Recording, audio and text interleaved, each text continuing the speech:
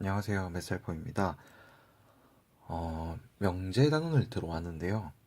요 명제단원이 이제 크게 따진다고 하면, 좀 이제 분류를 좀 한다고 하면, 명제 부분이 있고요. 그 다음에 필요 충분 조건이라고 하는 부분이 있고, 또 조금 더 들어가면 절대부등식이라는 게 있습니다. 절대부등식. 그런데 이거를 한 강에서 다루기에는 조금 집중력인 면에서 문제가 있을 수가 있어요. 왜냐면 말이 너무 꼬아져 있어요, 이 부분들은. 그래서 제가 이걸 하나하나씩 풀려고 하면 한 번에 많은 머리에 한 번에 많은 양을 집어넣기보다는 차근차근히 이해하면서 가는 편이 좋거든요. 이 명제 부분은 내용 자체는 수학적이라기보다는 약간 국어적인 면이 강합니다. 논리적인 면. 그런데 이제 여기서 나오는 개념들이 일단 작게는 2차 부등식, 2차 방정식 부등식, 2차 부등식이라고 할게요. 2차 부등식이 많은 걸 포함하고 있기 때문에 2차 부등식하고 그다음에 뭐 판별식, 그다음에 수의 체계 이런 내용들이 이제 선행학습이 되어 있어야 문제를 풀 수 있어요. 그게 무슨 말이냐면 이제 오늘 명제라고 하는 걸 배울 거란 말이죠. 그러면 제가 이제 여러분한테 설명을 해줄 때는 이제 뭐 여러 가지 좀 쉬운 예들을 가지고 설명을 드릴 수가 있는데, 여러분들이 이제 문제집을 본다라고 하면 아주 쉬운 문제집조차도 그 이전에 공부했던 1차 뭐 방정식에서부터 1차 부등식에서부터 2차 방정식, 2차 부등식 이렇게 쭉 이어져서 문제가 나오기 때문에 이런 부분들이 이제 좀 기본적으로 학습이 되어 있어야 돼요. 이 부분만 공부한다고 되는 게 아니고, 이거 말고도 뭐 지금 제가 적어둔 거 말고도 1차도 같이 공부를 해놔야 되기 때문에 전체적으로 학습이 필요해요. 그래서 저의 이제 재생 목록에 들어가면 저희 재생 목록에 들어가시면 재생 목록에 들어가면 재생 목록 중에 기본기라고 하는 강의가 있습니다. 기본기라는 강의가 있는데 여기서 이제 이런 내용들을 일단 골라서 학습을 하시는 게 좋을 거예요. 본인이 이거에 대해서 잘 알고 있다, 그 다음에 이 개념 때문에 틀리진 않는다라고 얘기를 하면은 안 보셔도 되는데, 한 번이라도 문제 풀다가 이런 개념 때문에 막혔다 그러면 꼭 한번 수강을 해가지고, 한 강당 강의가 짧습니다. 그래서 수강을 해서 틀리는 일이 없도록 하는 게 좋을 거예요. 자, 그러면 이제 수업을 나가보도록 하겠습니다. 지금 이 명제라는 부분도 예전에 여러분들의 선배들은 1학년 1학기 때 배웠어요. 1학년 1학기 집합 다음으로 배웠을 겁니다. 그래서 학생들이 그때는 이 부분에 대해서 어느 정도 했었어요. 그런데 지금은 1학년 2학기로 넘어오면서 고등학교 1학년 1학기 때 수학을 포기해버린 학생들은 2학기 때도 수학을 안 하는 경우가 생겨버립니다.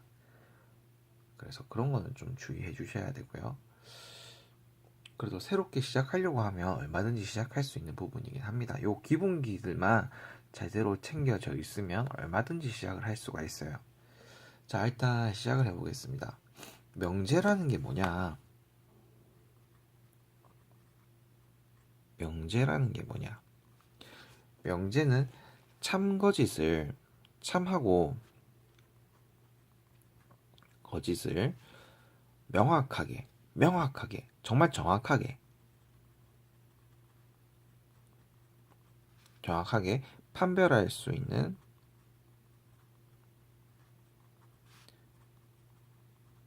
문장이나 식을 말합니다.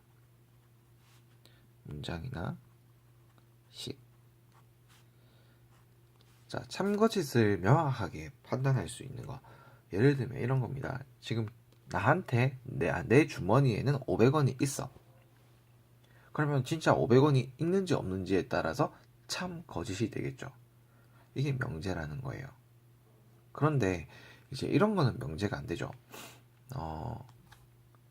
예를 들면 철수는 잘생겼어 이런 게 있다고 합시다. 그러면 잘생겼다라는 기준은 사람마다 다 다른 거죠. 철수의 부모님이 봤을 때는 철수가 잘생겼을 수도 있어. 그런데 철수의 동생이 봤을 때는 에이 우리 형이 뭘 잘생겼다고, 뭐 우리 오빠가 뭐 그렇게 잘생겼다고 이렇게 볼 수도 있어요. 그러니까 그런 거는 이제 명제가 아니라는 거죠. 그 다음에 조건이라고 하는 부분도 있는데요. 조건이라고 하는 부분은 문제를 풀 때 가장 이제 중요한 핵심이 되는데, 요 말뜻을 아는 거는 그렇게 중요하지가 않는 것 같고, 그냥 제가 또 그냥 넘어가기에는 이해를 못 하시는 분들이 있을 수가 있기 때문에 설명을 하고 갑니다. 일단 미지수를 포함하는, 미지수가 뭐냐면 정해지지 않은 숫자를 말해요. 그죠? 포함하는, 그러니까 우리가 그 숫자의 값을 정확하게 모르는 그 상태를 말해요. 뭐 미지수를 포함하는 문장이나 식이 미지수의 값에 따라 참 거짓이 결정될 때,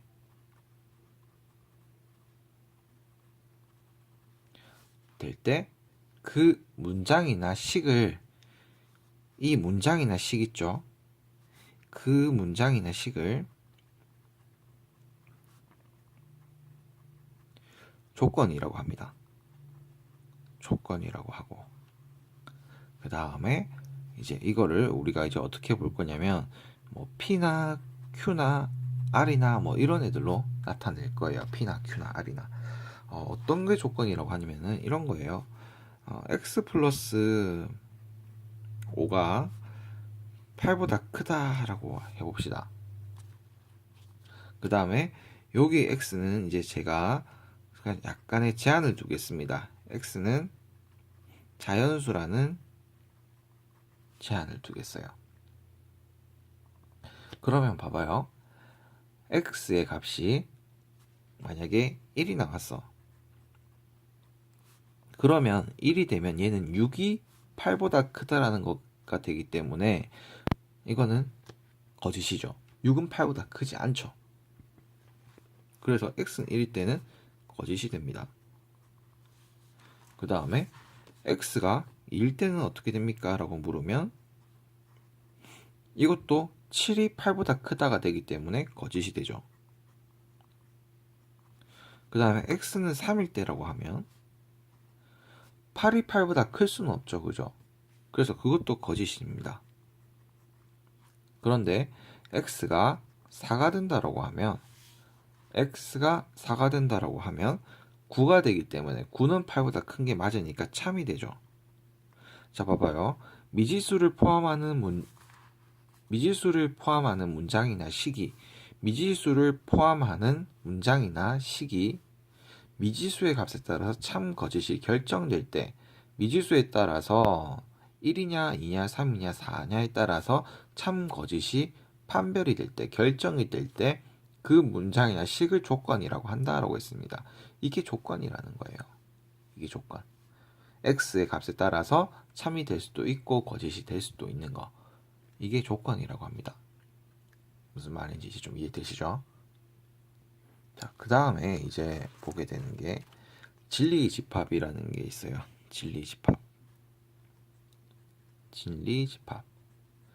진리집합은 뭐냐면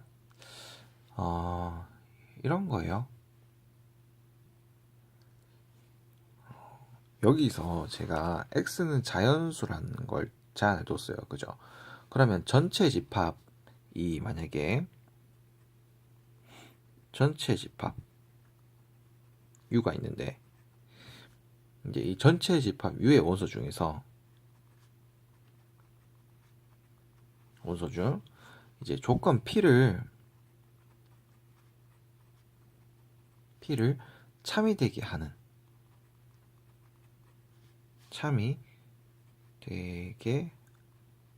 하는 이제 모든 원소의 집합을요.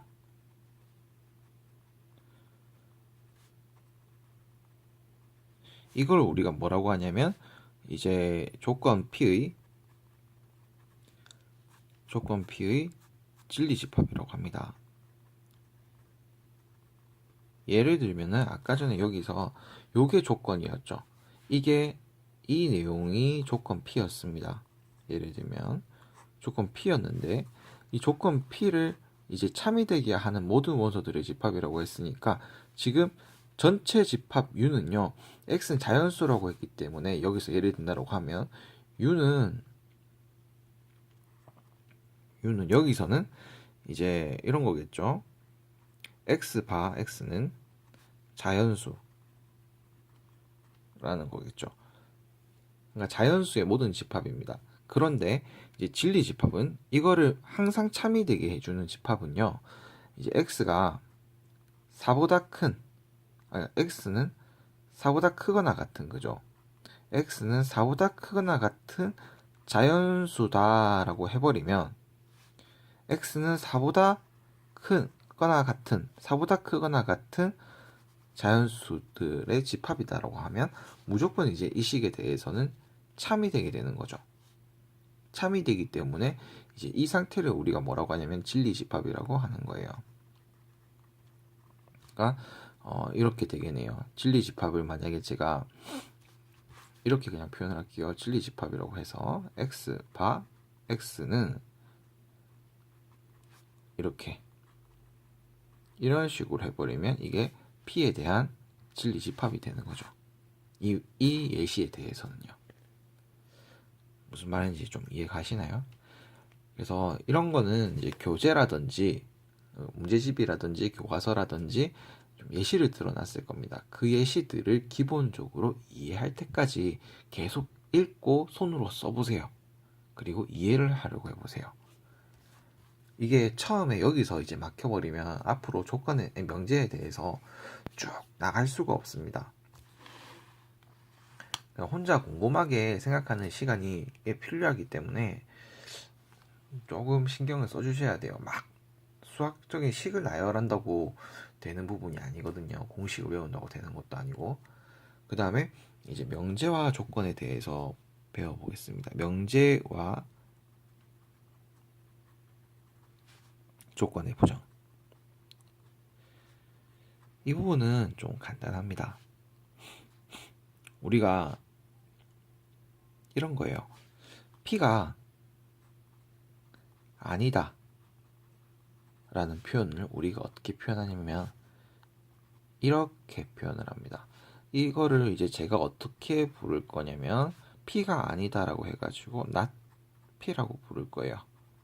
not P라고 부를 거예요. 이런 거. 이 표현을 그러니까 제가 이제 뭐라고 부르냐면 not이라고 한다라는 거죠. 그리고 아니라고 했기 때문에 이게 부정에 들어갑니다. 어떤 걸 부정한다 할 때 그 부정입니다. 그러면 제가 이제 하나를 여러분들한테 말장난 비슷하게 할 테니까 사실 말장난이 아니고 논리예요. 그러니까 이거를 잘 따라오셔야 됩니다. 만약에 P가 참이에요. 참 진실이에요. 그러면 not P가 뭐가 될까요? 거짓이 됩니다. 그죠? 거짓됩니다. 맞죠? 만약에 Q가 거짓이에요. 그러면 not Q는 뭐가 되냐면 참이 됩니다. 왜냐면 거짓이 아닌 것이니까 참이 된다라는 얘기죠. 그런 다음에 이제 이중부정을 한번 볼게요. not P입니다. P가 아닌 것은 아니야. 그럼 P가 맞다라는 거죠. 그래서 아닌 것에 대해서 아닌 거기 때문에 이것은 P가 됩니다. 그럼 뭐 이런 거겠죠. 뭐 내가 못생긴 건 아니야. 못생긴 건 아니야. 그러면 잘생겼다라는 거죠. 그러니까 이게 지금 애매하게 들릴 수 있는 부분이긴 한데 일단 명제라고 하는 거는 참 거짓을 나타내는 거기 때문에 못생긴 거 아니면 아까 전에 제가 말을 잘못했네요. 잘생겼다 못생겼다 이거는 그 약간 주관적인 게 들어가기 때문에 명제가 안 된다라고 했는데 또 제가 이렇게 예를 들어버리면 여러분들이 헷갈릴 수가 있겠네요. 조금 이렇게 얘기를 할게요. 내가 들고 있는 돈은 5천 원이 아닌 게 아니야 라고 했어요. 그러면 5천 원이 아니다 해서 아니다니까 5천 원이라는 거죠. 처음에는 이게 좀 받아들이기 힘들 수가 있어요. 근데 이중부정이라고 하는 거는 영어에서도 그렇고 국어에서도 그렇고 이제 긍정인 표현을 강조하는 거기도 하죠. 그죠? 왜 이 얘기가 나왔는지 모르겠네요. 아무튼 이렇습니다. 그리고 이제 이게 어떤 거랑 좀 연관이 되냐고 보면 우리가 그때 집합이라는 거 배울 때 여집합이라고 하는 거에 대해서 배웠습니다. 그죠? A가 아닌 다른 것들. 그런데 여기다가 또 이게 붙어버리면 어떻게 됐습니까? A가 됐었죠. 요 내용이랑 겹칩니다. 그래서 이제 요 명제라는 부분도 생각보다 어떤 게 붙냐면 그 집합 단원이랑 많이 연관이 되어 있어요. 이해를 하기 위해서. 그래서 집합 단원이 부실하면 여기서도 부실해지게 됩니다. 그러니까 집합 단원도 정말 열심히 공부해 주셔야 돼요.